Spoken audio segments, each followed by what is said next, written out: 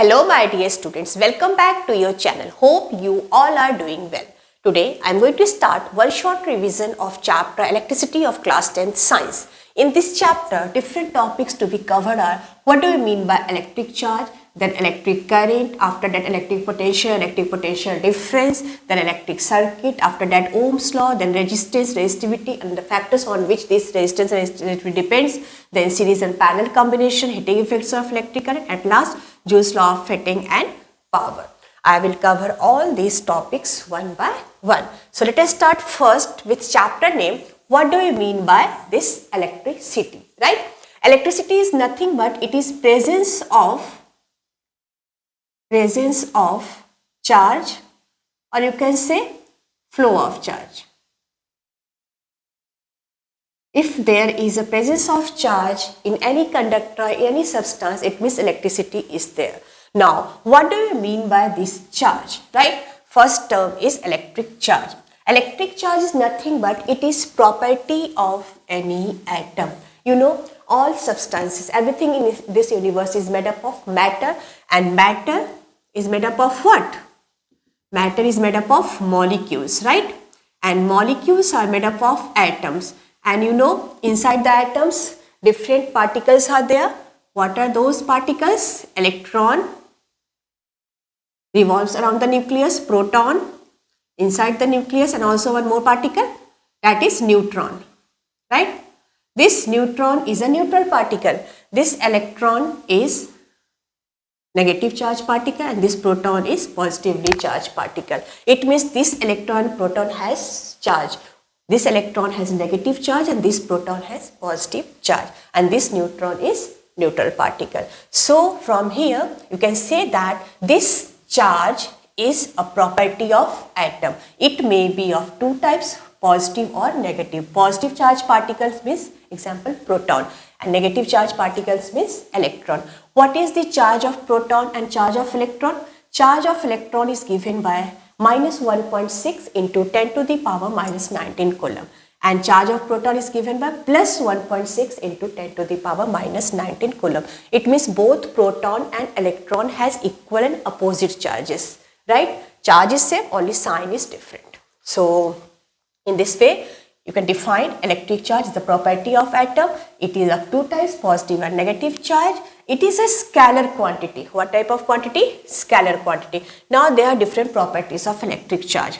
Unlike charges attract while like charges repel each other. Unlike charges mean if one charge is positive and one charge is negative. These are unlike charges. Then these two charges attract each other. If there is a positive charge or negative charge, these charges repel each other, moves away from each other. So this is one of the most important property of electric charge.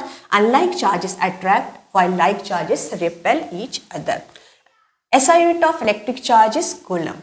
Coulomb, or you can it is represented by capital C. You can represent charge by capital Q or small q, right? And SI unit is coulomb. Charge is quantized. It means total. It is formula is very important. You know, charge of one electron is 1.6 into 10 to the power minus 19 coulomb. If there are a large number of electrons present, then total charge on any body is given by Q equal to Ne, or you can write plus minus Ne. Plus for proton positive charge and minus for negative charge. It means electron. So Q is equal to plus minus Ne. This is the formula for total charge on any body. You can define this way. Total charge on any body is an integral multiple of this smallest charge of electron. Charge of electron is smallest, and that is also called fundamental charge. So integral multiple of this fundamental charge is called, it is total charge on electron. It means charge is quantized. This is quantization of charge. Charge on any body is an integral multiple and is an integer. Number of electrons is always an integer. There is no, you can say that half number of electrons or 1/3 number of charge always transfer from one body to another body in an integral form. 1 electron, 2 electron, 3 electron. So charge on any body is an integral multiple of this smallest value of charge of electron, Q equal to Ne. Using this formula, you can find how many number of electrons in 1 coulomb. Total charge is 1 coulomb. In 1 coulomb, how many number of electrons? You use this formula Q equal to Ne. So if Q is 1 coulomb, E you know, you can find easily here from N is what? Q by E. Q is 1, E is 1.6 into 10 minus. After calculating this one, you get 6.25 into 10 to the power 18 electrons. This is total number of electrons in 1 coulomb of charge, right? So hope it's clear to all of you what is electric charge, what are its different properties. This property is very, very important. Charge is quantized. Total charge on any body is an integral multiple of this smallest value of charge of electron.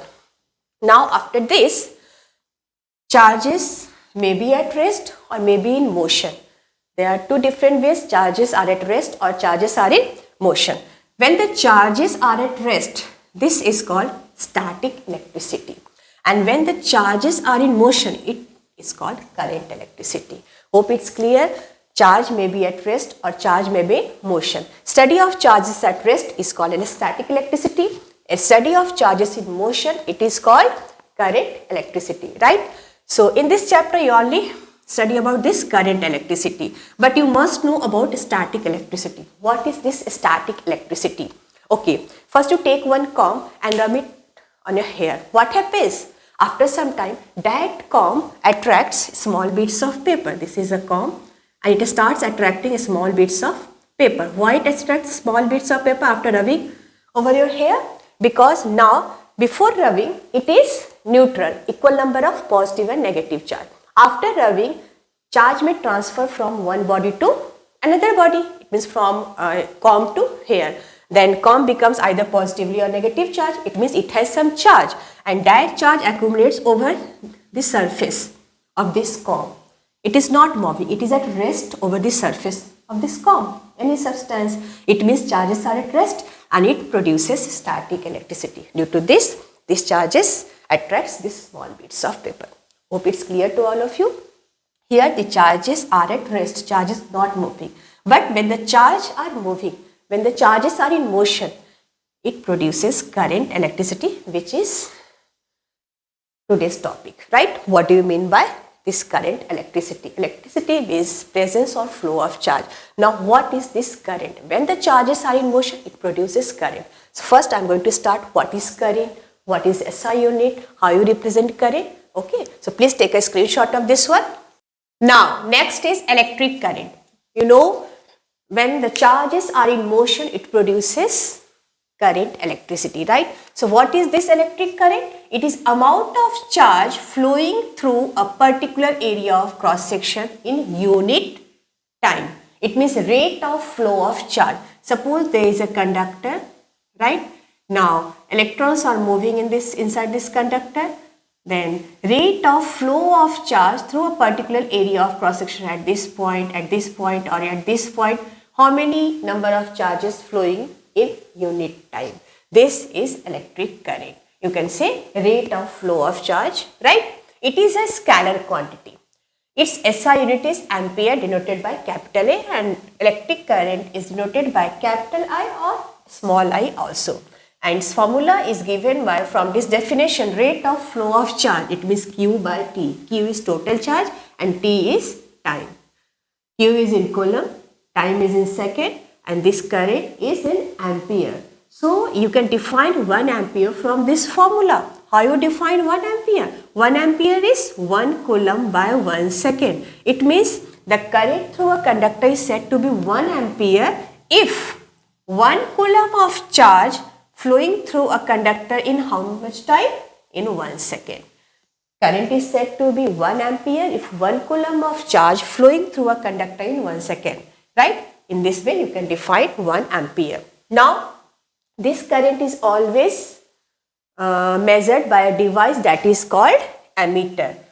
So which device current is measured? Current is measured by a device which is called ammeter, and ammeter is always connected in series with the circuit. You must remember this point. It's very, very important. How you connect ammeter in the circuit? It is always connected in series with the circuit and it has low resistance. Suppose this is a circuit, positive terminal, negative terminal, ammeter is connected in this one. A is ammeter. So positive terminal is connected to one end of the battery and negative terminal is connected to another end of the battery, and it is always connected in series with the circuit, and it has low resistance so that large amount of current flows through this ammeter. It measures correctly, right? Okay, after that, direction of current. But before that, there are some other units of current. SI unit is ampere, and the smaller units are milliampere, microampere. This in 1 milliampere, how many current? Ampere? 10 to the minus 3 ampere current. And in 1 microampere, 10 to the power minus 6 ampere current. These are smaller units of current, right? Now, direction of current. Okay, before discovery of electron, it is found that flow of positive charges constitutes current, and that current is called conventional current. This conventional current is due to flow of positive charges. These are positive charges, and when these charges flows, it forms conventional current, right? Now, after discovery of electrons, it is found that current is mainly produced due to that flow of electrons, and that is called electronic current. These are negative charges, and this flow of negative charges forms electron current, or you can say electronic current. Okay. So there is some confusion. This flow of positive charges forms conventional current, and it is from, this one is positive terminal, this one is negative terminal of the battery. So conventional current is from positive terminal to negative terminal of the battery, right? Now, after discovery of electrons, this flow of electrons is from negative to positive, and it forms electronic current. So, which direction take for current? Conventional current or electronic current direction?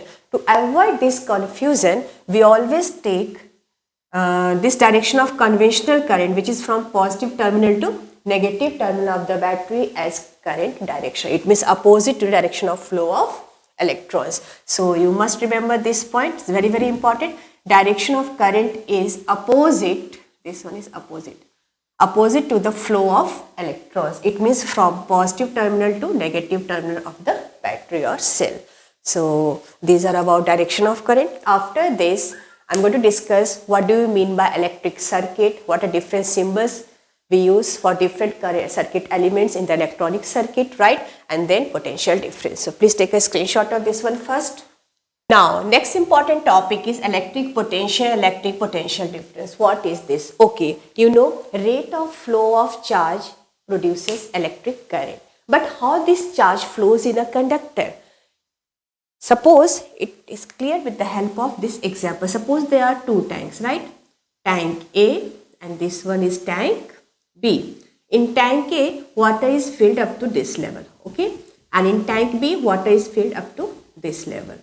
And these two tanks are connected through some pipe. Now what happens when you join these two tanks? Water flows from this tank A to tank B. Why it flows? Due to difference in the levels of water in the two tanks. So here, due to this height of water, pressure of liquid in tank A is greater than pressure of liquid in tank B. And due to this difference in pressure, water flows from tank A to tank B as long as there is difference in pressure in the two tanks. Okay? Okay. One more example. Suppose there are two bodies.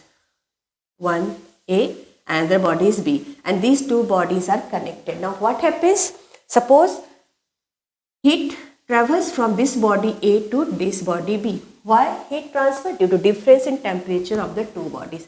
Temperature of body A is greater than temperature of body B. So due to this temperature difference, heat flows, this is heat, flows from body A to body B. As long as there is temperature difference between the two bodies, heat flows. In the same way, charge only flows from one point to another point if there is electric pressure difference between the two bodies. And that electric pressure difference is called electric potential difference or electric potential. And how this electric potential difference is created in the circuit? It is created with the help of cell or battery. Cell or battery is responsible to produce electric potential difference, and it helps in moving a charge from one point to another point to produce electric current, right? In cell, chemical energy is present. So that chemical energy is converted into electrical energy, right? with the help of this, cell produces potential difference, and this potential difference helps to move charge from one point to another point to produce electric current. So here chemical energy is converted into electrical energy. Okay, so cell is responsible to produce electric potential difference in a circuit. How you measure this electric potential difference? Like here, temperature difference is measured with the help of thermometer. So here also there is some device to measure potential difference. And how you measure mathematically? It is, suppose the 2 points are A and B. Now you want to move the charge from this B point to point A. So how much work is required to move a charge from one point to another point? That amount of work done in moving a charge from one point to another point is called electric potential difference. Amount of work done to move a unit positive charge from one point to another point. It is represented by delta V, and it is equal to WBA from B to A divided by Q.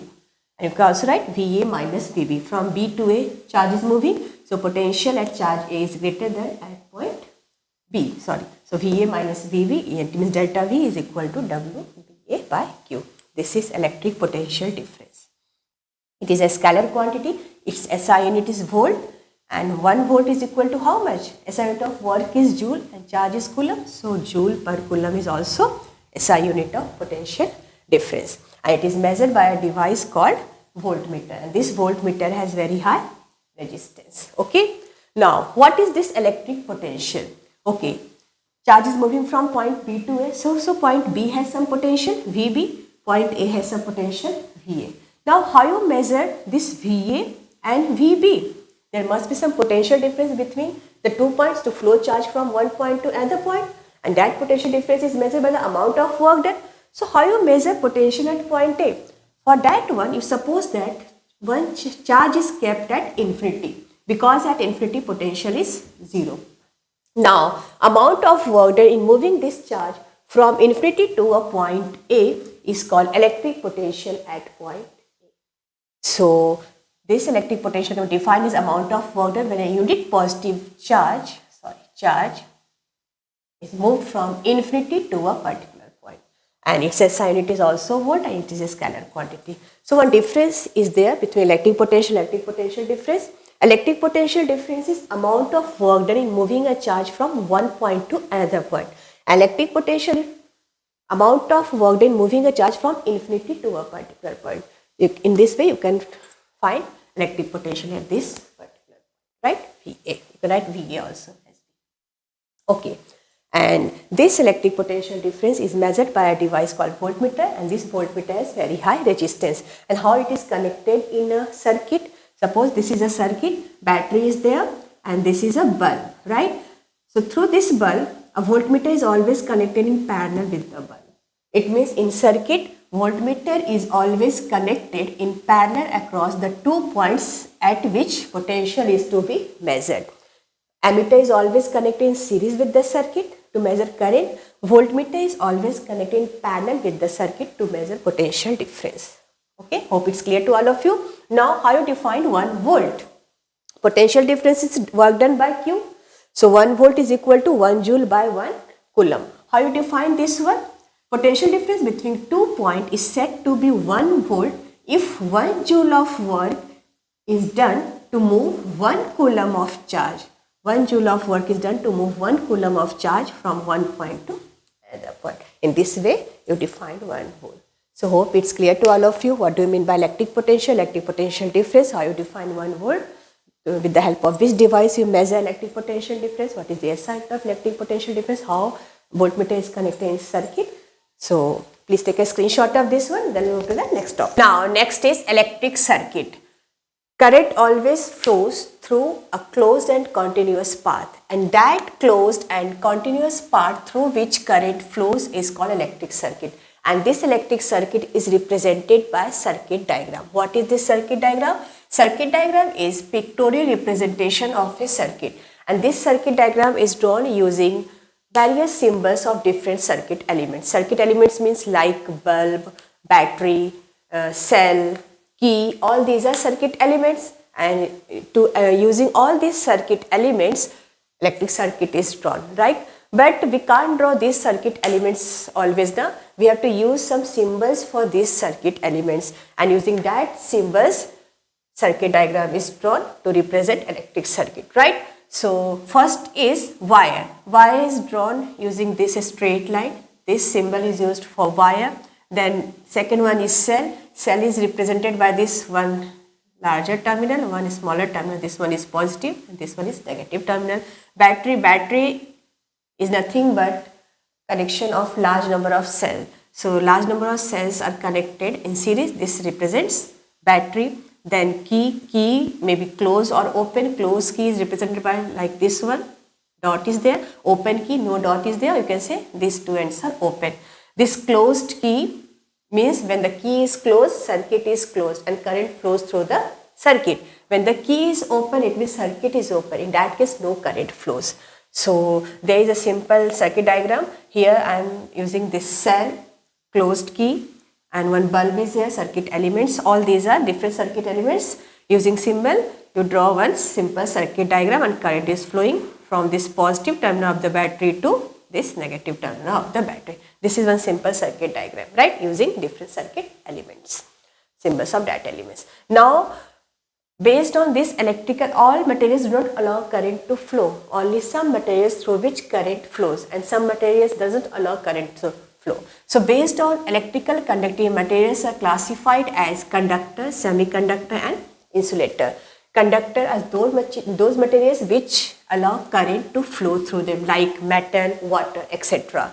Semiconductor are those materials which partially allow current to flow through them, partially allow current, like germanium, silicon, etc. And insulators are those materials which do not allow current to flow through them. Through this insulator, current does not flow, like plastic, wood, rubber, all these are insulators. Through insulators, current does not flow. So current only flows through conductor. Conductor are those materials through which current flows. So this metal, copper, aluminium, all these are metals, and metals are good conductor of electricity, right? These are about electric circuit and different materials based on electrical conductivity. Please take a screenshot of this one. Now, next important topic is Ohm's law. It is very, very important. What is Ohm's law? Okay, you know, rate of flow of charge is called current, and how this current is produced with the help of potential difference by connecting cell or battery in a circuit. So, potential difference is required to move charge from one point to another point to produce current. Now, how this I and V are related to each other? Okay, greater the potential difference between the two endpoints of a conductor, greater the amount of charge flows and greater is the current flowing in a circuit. It means V is directly proportional to I, and it only happens when temperature or any other physical conditions like pressure remains constant. If temperature of other physical conditions changes, then in that case V is not directly proportional to I, and it is Ohm's law. According to this law, the electric current flowing through a conductor is directly proportional to potential difference across its ends, provided its physical conditions like temperature, pressure remains constant or unchanged. Then only this V is directly proportional to I. So mathematically you can write V is directly proportional to I provided temperature remains constant. And when you remove this constant of proportionality, you get V equal to Ri, where R is a constant of proportionality called resistance. Okay, and from here resistance is inversely proportional to I. This concept is also very, very important. When V is constant, resistance is inversely proportional to I. It means if current is double, it means resistance is half. Current is triple, resistance is 1 by 3. So current and resistance are inversely proportional to each other. Now, what is the graph between V and I? V is plotted along y-axis and I is drawn along x-axis. When you draw a graph between V and I according to Ohm's law, when physical conditions remains constant, you get a straight line passing through a origin. So graph between V and I is a straight line passing through a origin. And you know, for a straight line, slope means what? Y-axis by x-axis. Slope is what? Y-axis by x-axis. On y-axis what is there? V is there. On x-axis what is? I is there. So if you find slope at any point, draw one triangle, this gives slopes, or this angle also gives slopes, tan theta also gives slopes. So slope of this tan theta is what? V by I. It means slope of this VI graph gives, V by I is what? V by I from here is, V by I is resistance. It means slope of VI graph gives resistance. This point is also important. And it is only true, true when physical conditions remains constant. If temperature is changing, in that case, this V is not directly proportional to I, and this resistance is also not constant. So there are two types of conductor. One is ohmic conductor, another one is non-ohmic conductor. Those conductors which obey Ohm's law is called ohmic conductor, like this one, and graph is a straight line between V and I, right? And those conductors which do not obey Ohm's law are called non-ohmic conductor. In that case, it is not a straight line like semiconductor, it is like this one, VI graph. Those conductors which do not obey Ohm's law. So this is about Ohm's law. After that, what is this R, resistance? How you define this resistance? It is represented by capital R, and it is property of a conductor that resists or opposes the flow of current. It is that property of a conductor which opposes the flow of current. Here from this equation, R is inversely proportional to I. Right now, if more amount of current is flowing, it means less resistance in the circuit. It tries to opposes the flow of current. Its SI unit is ohm, and it is also a scalar quantity. From Ohm's law, R is what? V by I. So SI unit of R, resistance is ohm. 1 ohm is equal to 1 volt per ampere. How you define from here 1 ohm? The resistance is said to be 1 ohm if 1 ampere current flows when a potential difference across the two ends of the conductor is 1 volt. Then you can say 1 ohm is there. So in this way you define 1 ohm. The resistance of a conductor is said to be 1 ohm if 1 ampere current flows across when a potential difference of 1 volt is applied across its ends. In this way you define 1 ohm. Now after this, next important topic is on which factors this resistance depends. Okay, resistance is actually directly related to collision. When you change the temperature, when temperature is constant, this R is also constant. When you change the temperature, change the length of the conductor, change the area of the conductor, this resistance changes. So it is directly in relation to collision. More collision means more resistance and less current, right? And less collision means less resistance. Less collision means less resistance and more current is there. So less collision, less resistance, more current, more collision, more resistance, less current. This current and resistance are inversely proportional to each other. Okay, please take a screenshot of this one. Then we'll discuss on which factors this resistance depends. Now, factors on which this resistance depends, right? Suppose this is a conductor of length L and area of cross section A. Now, if you increase the length of the conductor from this L to, suppose, twice L. If you increase the length of the conductor, now what happens? The electrons traverse a longer distance. If you increase the length of the conductor and more distance it travels, more collision is there, right? More collision means more resistance. Resistance increases. So if you increase the length of the conductor, resistance also increases. So resistance is directly proportional to length of the conductor. This is equation number 1. Now if you increase the area of cross section of this conductor, suppose this is A, and if you increase the area of cross section to this, suppose you increase the area of cross section to this 2A. Now if you increase the area of cross section, it gets more space to travel, right? Number of electron is fixed, but it gets more space to travel. It means less collision is there. So if you increase the area of cross section, less collision, it means less resistance. It means area is inversely proportional to resistance, right? So resistance is inversely proportional to area of cross section. R is inversely proportional to 1 by. This is equation number 2. Now resistance also depends on nature of material of the conductor, of this substance this material is made up of, conductor is made up of. So combining this 1 and 2 equation, you get R is directly proportional to L by A. So R equal to rho L by A. This rho is a constant of proportionality called resistivity or specific resistance. It is a new term represented. This is called rho, specific resistance or resistivity. So R equal to rho L by A. This is the formula for resistance and it depends on length and area of cross section. It means resistance depends on shape and size of the conductor. But this resistivity rho is independent of length and area. It is constant for a part. If you increase the length or increase the area of cross section, it does not affect on this resistivity. Resistivity is independent of shape and size of the conductor. So resistivity depends only on nature of material and also only on temperature of the conductor. It is independent of the shape and size of conductor and it is fixed for a particular metal.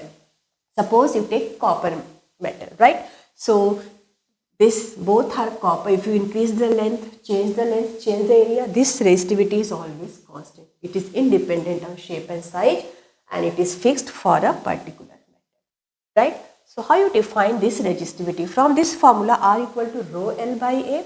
So rho equal to RA by L. If A is 1 unit, 1 meter square and length is 1 meter, 1 unit, then in that case rho equal to R. So it means this resistivity is equal to resistance of a conductor of unit length and unit area of cross section. If length of the conductor is 1 meter or 1 centimeter and area of cross section is 1 meter square, 1 centimeter square, in that case resistance is equal to resistivity. Okay, so it means for unit area and unit length resistivity or specific resistance is fixed. It is resistance but for unit length and unit area of cross section. That's why it is also called a specific resistance, right? Suppose there is a copper metal of one having length N and another is having length 2N. But for unit length and unit area of cross section, it is constant. It means resistivity is fixed, constant for a particular metal. Only resistance changes. This resistivity is independent on length and area of cross section, independent on shape and size. And for its SI unit is what? This rho is RA by L. R is in ohm, area is in meter square and length is in meter.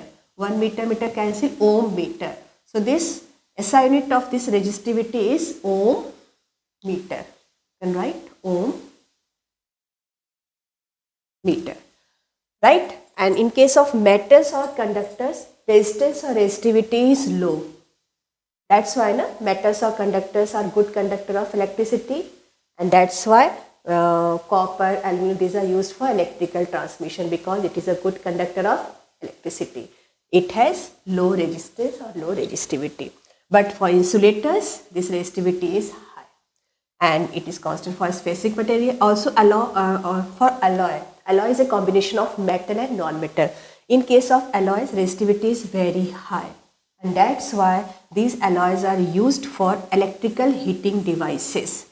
Like iron heater, when you increase the temperature, it does not melt. It has high melting point. It does not burn readily, right? So these alloys are used for heating devices because it has very high resistivity, right?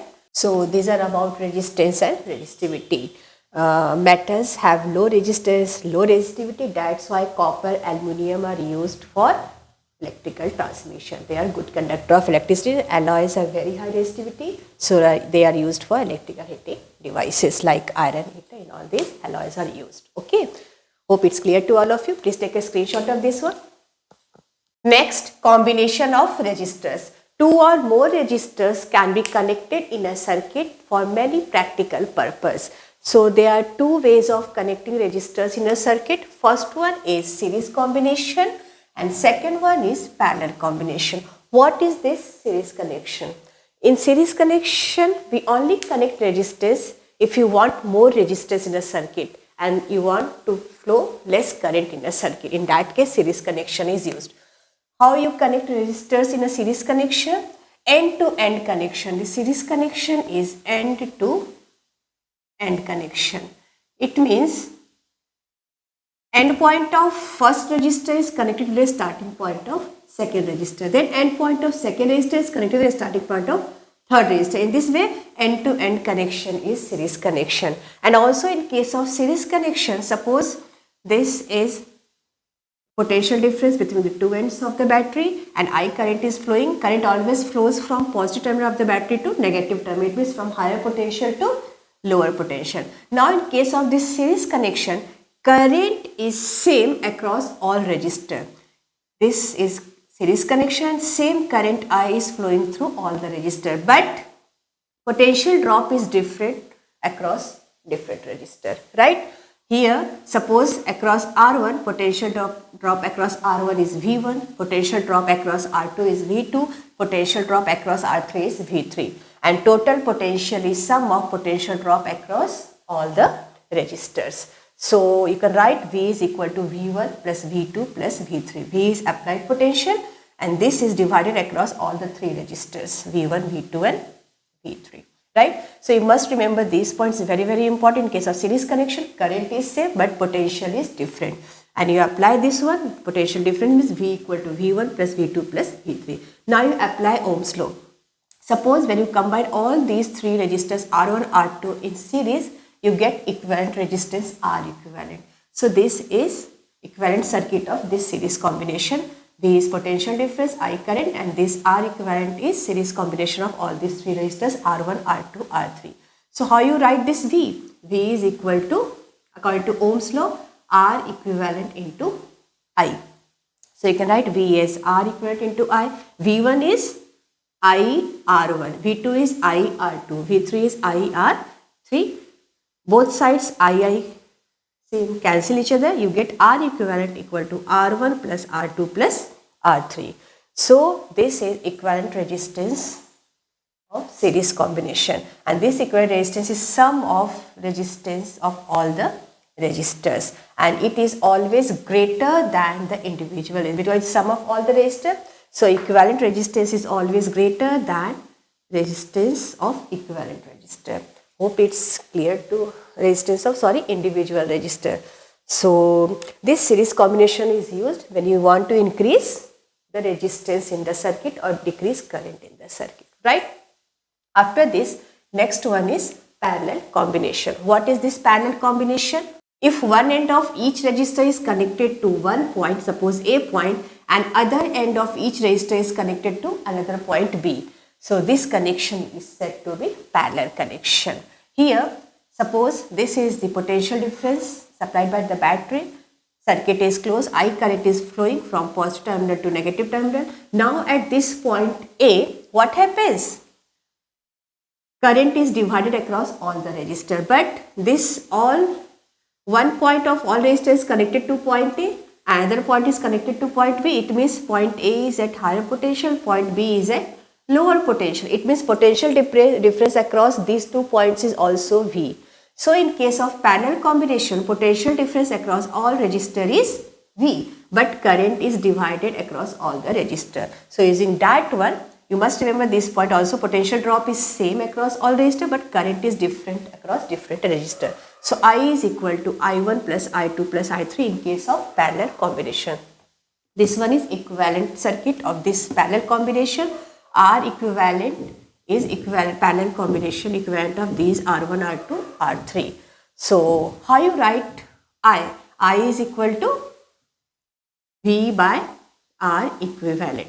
So you write I is V by R equivalent, I1 is V by R1, this I1 is V is same across all three. So V by R1, I2 is V by R2 and I3 is V by R3. V cancel from both sides, you get I1 by R equivalent equal to 1 by R1 plus 1 by R2 plus 1 by R3. It means reciprocal of equivalent resistance is equal to sum of reciprocal of individual resistance of all the resistors, right? And this equivalent resistance is always less than resistance of individual resistance because it is reciprocal. So this equivalent resistance is always less than resistance of all the individual resistance. So this is about series and parallel combination. Now there are some advantages for parallel combination as compared to series combination. First we take a screenshot of this one, then we will discuss advantages of parallel combination. Okay, now you know resistance in series is what? R equal to R1 plus R2 plus R3. Resistance in parallel is 1 by R equal to 1 by R1 plus 1 by R2 plus 1 by R3. This is series connection, this one is parallel connection. Now what are different advantages of parallel combination as compared to series combination, especially for our houses? In series connection, number one is when one resistor fails, the circuit is broken and none component works. Suppose this resistor fails. Now the same current is flowing through each resistor in case of series connection. Then no current flows through other resistors also because circuit is broken and these resistors also stops working. So this is one drawback of series connection. But in our houses, connection is mainly parallel. Why? Because if suppose one resistor fails, if suppose this resistor fails, then current through different resistors are different, but other resistors still working. It means in our houses, tube light is there, bulb is there, fan is there, refrigerator, computer. If current flowing through one resistor fails, but current still flowing through other resistor. So in our houses, mainly parallel connection is there because different appliances require different circuit, different current. And in case of series connection, each resistor current is same. But in our houses, some appliances, suppose bulb, TV is there, it requires more current, tube light requires less current. So we always use parallel connection because different appliances require different current. This cannot be obtained by series combination. And also total resistance in case of parallel combination is less than as compared to series combination. If total resistance is less, it means more current is flowing through the parallel connection. So these are different advantages of parallel connection. First one is if one circuit, one resistor fails, then other also fails. But if it is parallel connection, other resistor is still working. Different resistors require different current. So this is only achieved by using parallel connection. And also total resistance is less than that of individual resistor. So it is also one advantage of parallel connection, right? Now after this, next important topic is heating effects of electric current.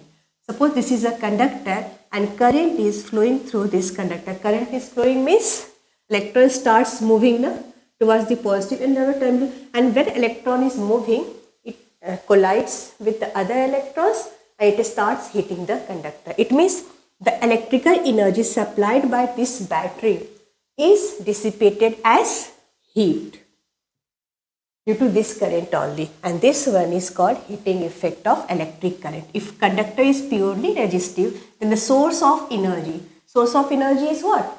Electrical energy which is supplied by the battery. Chemical energy is converted into electrical energy. This is continuously get dissipated in the form of heat. This effect is called heating effect of current. How you find this heat? Okay, suppose I current flows through this conductor in time t. You know I is q by t or q equal to it. Let W be the work done in moving a charge from one point to another point. And how this work done you calculate? V is what? W by q. So W is V by q.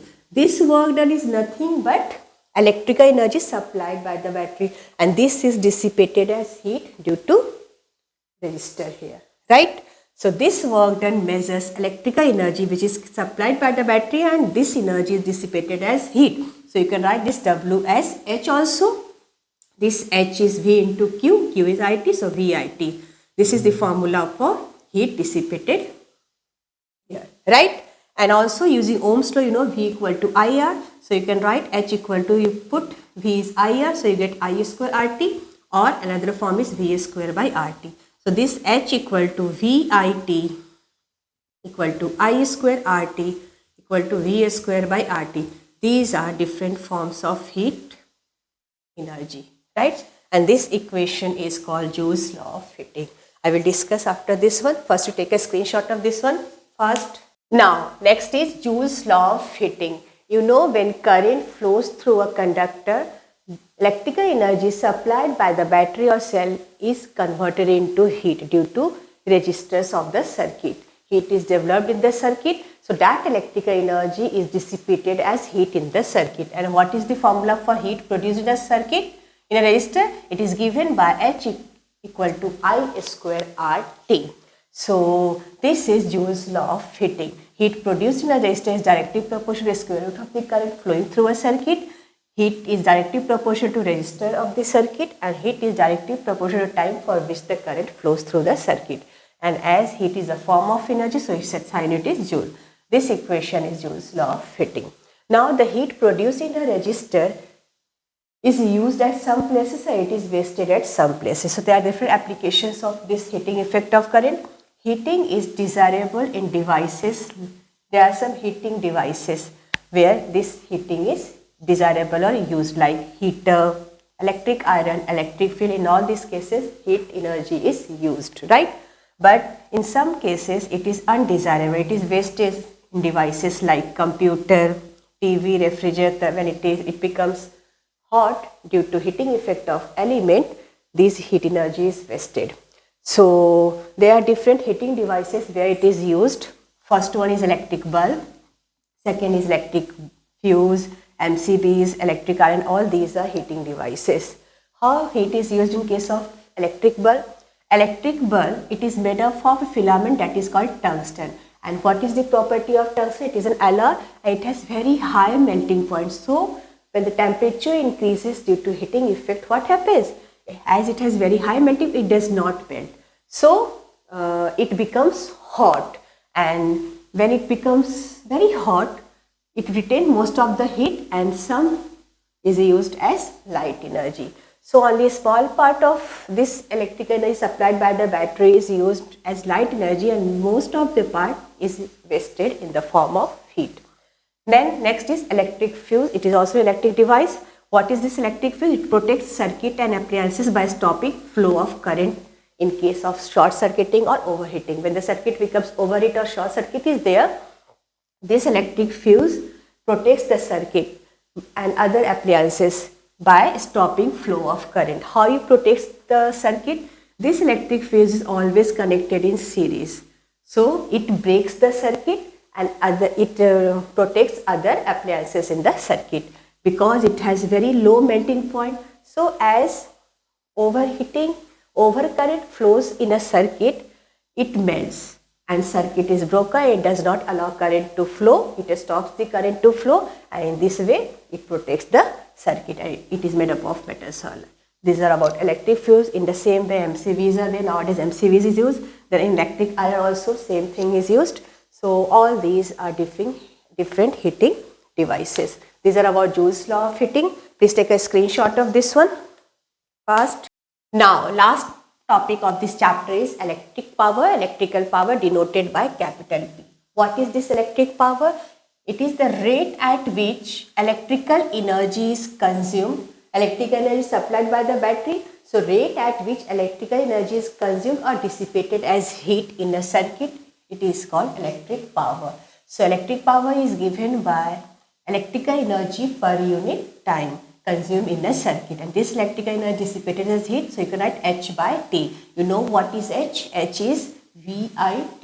You cancel TT, it becomes P equal to VI. Using Ohm's law, V is what? RI. So when you put the value of I is V by R, you get V square by R, and when you put V equal to RI, you get I square R. So these are three forms of electric power: VI, V square by R, or I square R. This is the expression for electric power. It is a scalar quantity. Its SI unit is watt, denoted by capital W. What is 1 watt? Okay. This power is what? V into I. So power is in watt, voltage is 1 volt, and current is 1 ampere. Then you can define 1 watt as power of an electric circuit is called 1 watt if 1 ampere current flows through a circuit against a potential difference of 1 volt. You can define from this definition here 1 watt equal to 1 volt into 1 ampere. There are some other units of power. These are bigger units like kilowatt, megawatt, gigawatt, horsepower. How you convert into SI unit? That is watt. 1 kilowatt is 10 to the power 3 watt. 1 megawatt is 10 to the power 6 watt. 1 gigawatt is 10 to the power 9 watt. 1 horsepower is 746 watt. These are other units of power.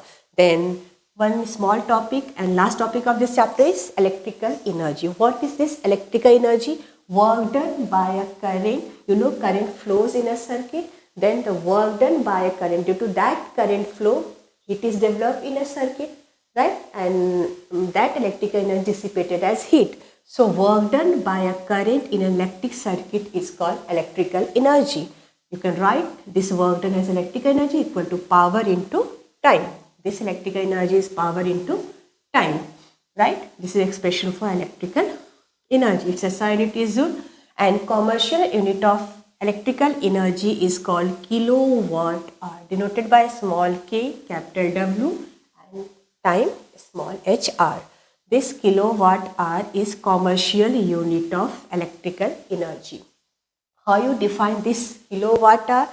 This 1 kilowatt hour is electrical energy consumed when an electric appliance of power 1 kilowatt works for 1 hour. When 1 kilowatt hour works for 1 hour, then it is called 1 kilowatt hour. Electrical energy is said to be 1 kilowatt hour. And 1 kilowatt hour is also called 1 unit of electrical energy, right? And in 1 kilowatt hour, SI unit is joule. So what is relation between 1 kilowatt hour and joule? In 1 kilowatt hour, 1 kilowatt means 1000 watt and 1 hour means 3600 second. Then you get 3.6 into 10 to the power 6 watt second, and this watt second is what? Joule. So 1 kilowatt hour is equal to 3.6 into 10 to the power 6 joule. This is relation between kilowatt hour and joule. And this 1 kilowatt hour is also called 1 unit of electrical energy. Where this commercial unit is used? It is used in shops, factories, household circuits also. This energy is measured in terms of electrical kilowatt hour or unit, right? So these are about electric power, electrical energy. Please take a screenshot of this one. So with this, I am going to end my class. Hope you like this one short revision of chapter electricity. If you liked it, then don't forget to subscribe my channel. Okay students, keep revising and stay tuned with this channel. Thank you.